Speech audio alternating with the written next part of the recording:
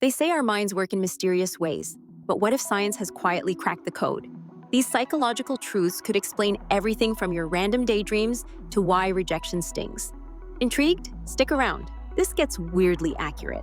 Don't forget to subscribe for more mind-bending content, the past that won't let go.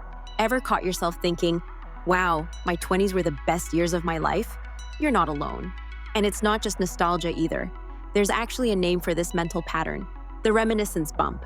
Psychologists found that most people remember events from their late teens to early 30s more vividly than other periods in life. Why? Because that's the time when most of our firsts happen. First job, first love, first big risk, or even failure. These early experiences help shape our identity. They're intense, emotional, and often tied to major life decisions. That's why, even decades later, your brain treats those memories like golden snapshots. So the next time your uncle starts another story with, "Back when I was 25, just know it's science.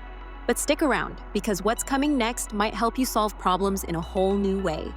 The secret problem-solving superpower.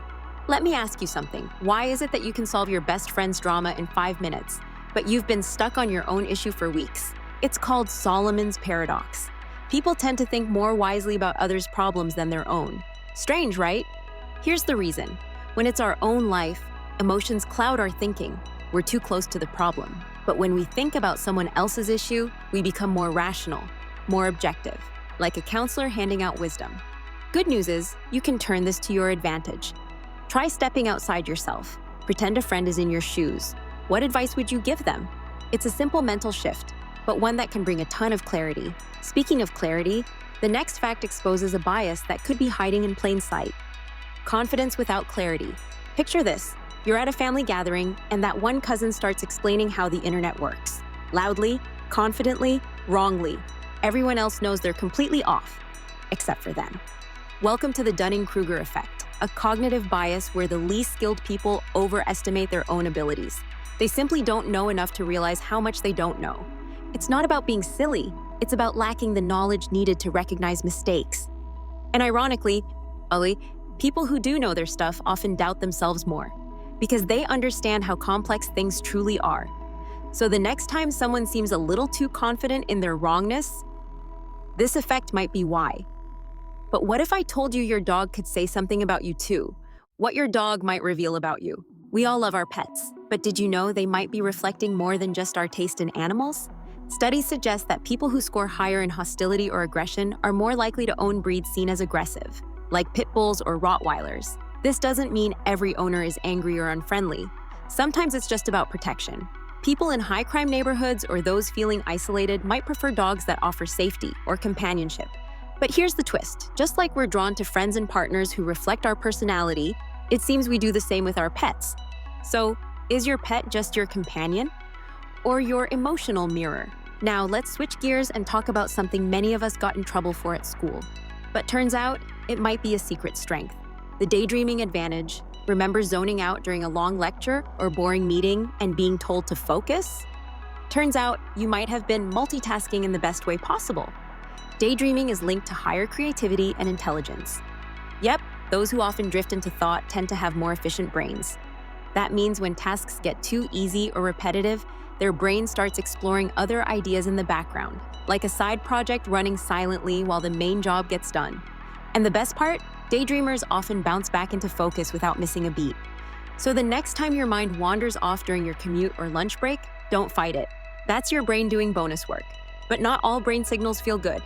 In fact, the next one might explain a surprising kind of pain. When rejection feels like a punch. Have you ever been ignored, left out, or told no, and felt like it physically hurt? That's not just your imagination. Rejection triggers the same brain regions as physical pain. It's our brain's way of warning us about social disconnection, which used to be dangerous for survival. Even small rejections, a missed call, an unfollow, a declined invite, can sting. And no, you're not too sensitive. You're human. This is why being excluded can feel worse than we expect, even if it seems small on the surface. Now here's something totally unexpected. The language you speak might actually change the decisions you make. Language and logic. Imagine this, you're facing a big decision.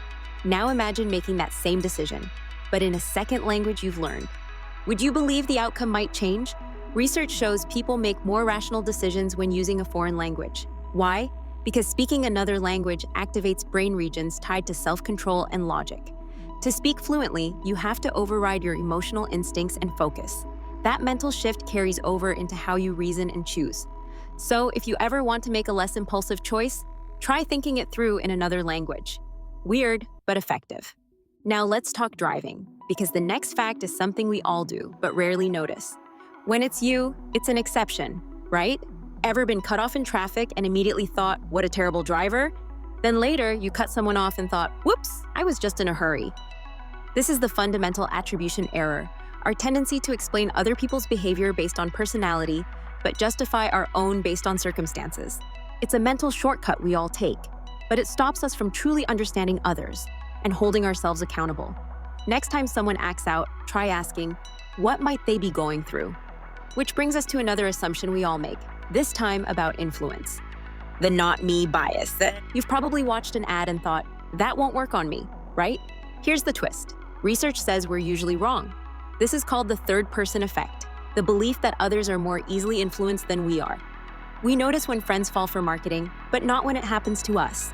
And when the topic isn't something we care about, we think we're totally immune. But studies show that even subtle messages affect our mood, preferences, and even the way we see ourselves, without us realizing it. Now, let's look at the sneaky reason you can't stop scrolling. Why you keep scrolling. Ever opened your phone just to check one thing? And suddenly it's been 30 minutes? You're not alone. That endless scrolling urge? That's your brain on dopamine. Dopamine is a reward chemical. It drives you to seek out new information, one post at a time. Every notification, headline, or meme gives you a tiny reward, just enough to keep going. Here's the catch. Dopamine doesn't reward satisfaction. It rewards seeking, so you never quite feel done. That's why we scroll until something external stops us. But don't worry, let's end on a hopeful note, because your kindness might be the healthiest thing you do all day. Helping others helps you too. There's something deeply satisfying about helping someone in need, whether it's holding the door, offering advice, or showing up when it matters. But here's what most people don't realize. Those small acts of kindness aren't just good for others, they're powerfully good for you too. Researchers have found a strong connection between volunteering or helping others and personal health benefits. We're talking about real, measurable improvements, not just warm feelings. People who consistently give their time or energy to help others often experience lower stress levels, fewer symptoms of anxiety, and even stronger immune systems. And it doesn't stop there. Studies suggest that people who volunteer regularly are less likely to feel lonely, more satisfied with life, and surprisingly, may even live longer than those who don't. It's like a natural prescription for well-being, and it costs nothing but your time and intention. Let's break it down with a relatable example. Imagine two neighbors. One of them mostly keeps to herself, goes to work, comes home, and stays inside. The other spends a few hours a week delivering meals to seniors and checking in on neighbors. Over time, the second neighbor builds connections. She knows people, she feels seen and appreciated. That sense of community actually protects her mental and emotional health. Why does this happen? When we help others, our brains release chemicals like oxytocin, sometimes called the bonding hormone. It helps us feel connected and safe. At the same time, our bodies produce endorphins, those feel-good chemicals that give us a boost of happiness, often referred to as the helper's high.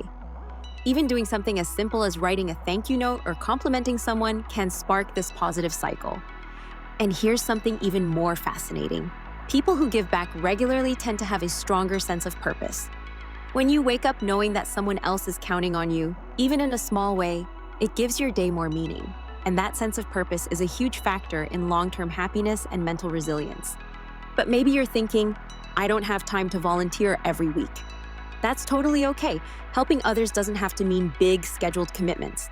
It could be offering to help a coworker with a task they're struggling with, checking in on a friend who's been quiet lately, holding space for someone to vent without offering solutions, picking up an extra coffee for someone and surprising them with it. These small moments count. They tell people, I see you, you matter. And don't underestimate the ripple effect. One act of kindness often inspires another. Helping one person might lift their mood just enough that they pass it on later. It's like a chain reaction of positivity that starts with you. Here's something to reflect on. Think about a time when someone helped you. How did it make you feel? What difference did it make in your day or even your life? Now flip it around. Imagine being that person for someone else. That's what giving does. It creates meaning in places that might otherwise feel routine or disconnected. One particularly moving story comes from a man who started volunteering at a food bank after retiring. He admitted he first joined just to kill time, but within weeks, he said it gave him a reason to get out of bed in the morning. He wasn't just filling boxes, he was building relationships, hearing stories, making people laugh. His entire sense of identity changed. "This is the most alive I've felt in years," he said. Helping others can bring out parts of us we didn't even know were missing. So if you're ever feeling stuck, down, or disconnected, try reaching out, not inward. Help someone else. It might be the lifeline you need too. So, which one of these facts made you stop and think? Maybe it was the one about rejection, or how your brain tricks you into thinking you're the unbiased one. Our minds are incredible, but they're not always logical. And that's okay. The more we understand how we work, the more compassionate we can be with others and with ourselves. Here's your challenge. Drop a comment with the fact that surprised you most, or the one that totally called you out. And if this got your brain buzzing, don't stop here. Check out our next video on the everyday habits shaping your identity without you even realizing it.